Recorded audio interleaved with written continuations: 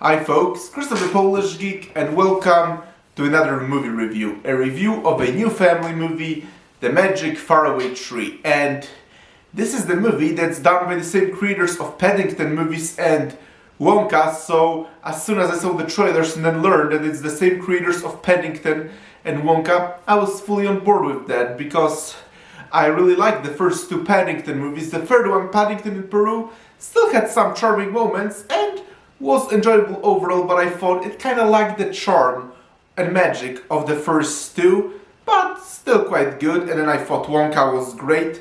So yeah, when I saw another family movie from those creators, you can betcha I was fully on board with that and was very excited. But what did I think of The Magic Faraway Tree?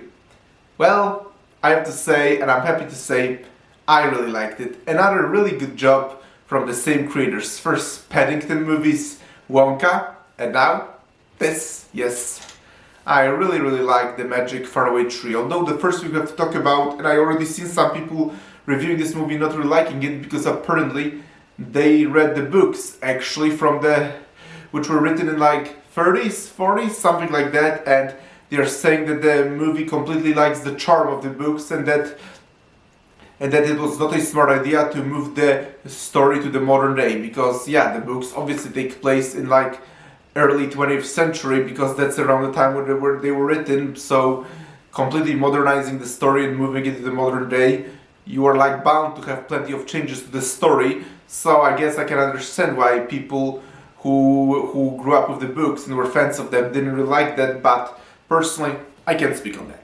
I haven't read the books, so if you're about to like saying that I'm ignorant, that I don't know what I'm talking about, I guess in some ways you could say you're right. Because I haven't read the books, have no attachment to them, like knew nothing about them until I saw the announcement of this movie, so yep, I am getting that out of the way right now. I know nothing, absolutely nothing of the books. So I'm purely judging it from the movie experience, which as I said, I really enjoyed, and I have to say that also makes me happy because now I'm seeing feel-good family movies that the whole family can enjoy and have a great time with are coming back, like The Ship Detectives only a few days ago, and now The Magic Faraway Tree.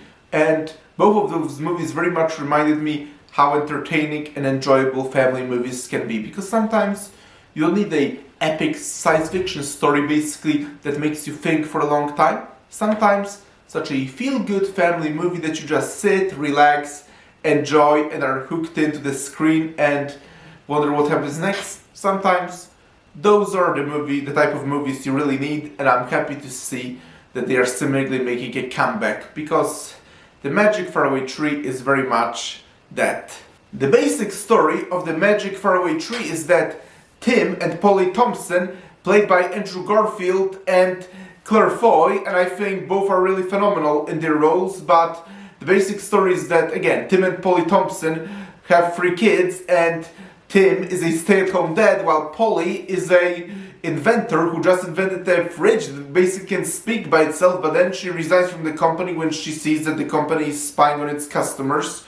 But Tim uses this as an opportunity to leave to the countryside where he can finally realize his dream of having a tomato farm and create tomato pasta sauce. And he really loves making a spaghetti, and yeah, which is relatable. I love spaghetti, like you can't go wrong with Italian. But yeah, Tim and Polly and their 3 kids, who are all very addicted to technology, leave for countryside, and then the kids, the oldest Beth, and then the middle Fran, who is actually the main character of this movie, and we'll get to it soon, and then the youngest Joe, who's especially the most addicted to technology, very much, I mean, the oldest Beth and the youngest Joe, they are very much hating the life of the countryside, and they keep whining. Like Joe very much misses internet and Wi-Fi, while Beth just thinks it's so empty and she just wants to go back to her regular life and hang out with friends and all. And while Fran, who hasn't spoken for years, the middle child,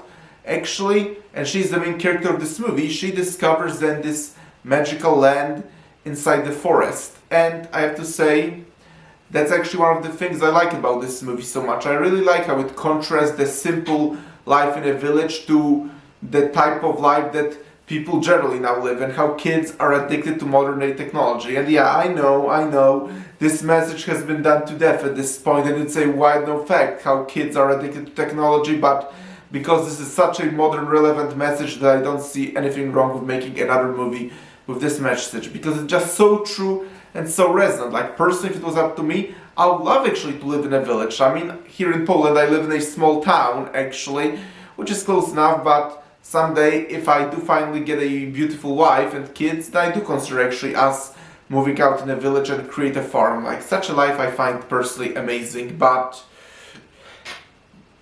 yes, the middle child, Fran, who then discovers a magical land, and that's how the story begins. So, Fran discovers this magical land in the forest due to her curiosity, and then later she tells her siblings, her older sister Beth and her younger brother Joe, about it, and in a typical fashion wants to bring him to the magical land, but as we can all imagine, her siblings laugh her off and think she's a weirdo, which they kind of did already anyway, due to her practically completely not speaking in the first act of the movie, but ultimately agreed to go with her, largely to prove to her that she's a weirdo and wrong, only to discover that the magical land is real, and then they all enter it. And I think that the magical land is a pretty well done, realized world. It captures this sense of wonder, and the bright colors and all are really good there, and also the interactions with the characters, like for example Moonface is a pretty funny character. There is some comedy too, and overall I think that this magical land is a pretty well realized world, although there are plenty of different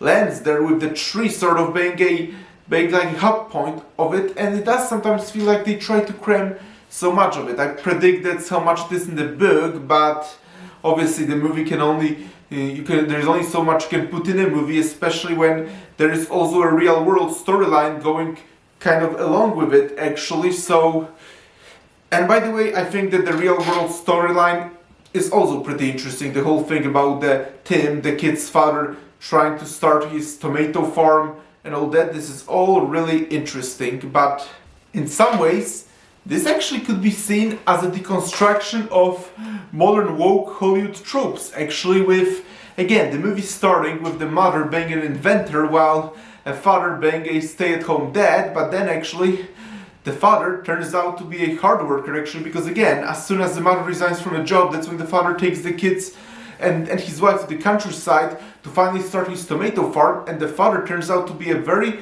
huge, amazing hard worker who truly cares and loves his family, and while the mother very much is a team member. It's not like one parent is more important than another, no, they're very much a team, and I think it's really well done, and most importantly, none of it overpowers the story, but very much organically flows through it, and that's why it works so amazingly well. And as for the kids, I think at least Fran and Joe are really likable characters. My favorite character in the movie though is very easily Fran. I really like how she starts basically as this weirdo who doesn't talk, and her family, although they love her, they completely don't understand why she's never so talkative and practically completely closed off, isolated in her own dream world. But then again, she's the one that discovers the magical land and actually undergoes through the biggest character development, and even though she's a middle child, she's proven to also be the most mature of the three siblings actually, and again the most likable and easily my favorite character in the movie, while her younger brother Joe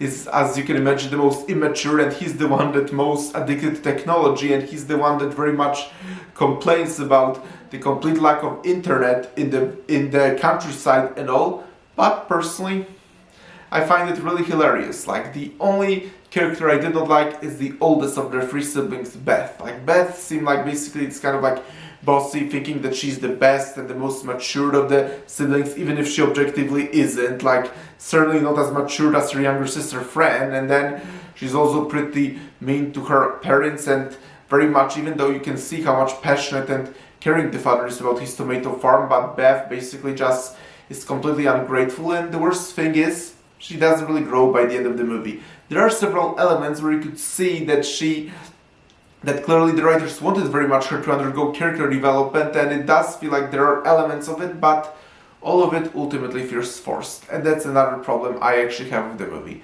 I think Beth is not a very well realized character. Maybe the fact that she's not very likable is kinda intentional, but if the intention of the writers was to make her more likable by the end of the movie, then I have to say on that they failed. That unfortunately they haven't done a good job, assuming they wanted actually to make her more likable by the end in the first place.